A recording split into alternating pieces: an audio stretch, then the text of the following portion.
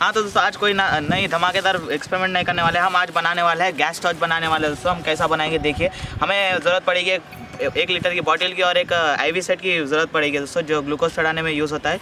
IV set लेंगे और थोड़ा सा कैल्शियम कार्बोनेट लेंगे दोस्तों। कैल्शियम कार्बोनेट क्या करेंगे हम इसे ढक्कन को होल मारकर इसका ये दूसरा हिस्सा इसके अंदर डाल देंगे दोस्तों। डालकर इस तरह टाइट कर देंगे।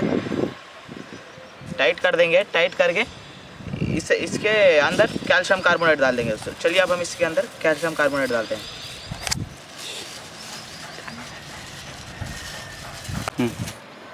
तो चलिए अब हम इसके अंदर डालते हैं।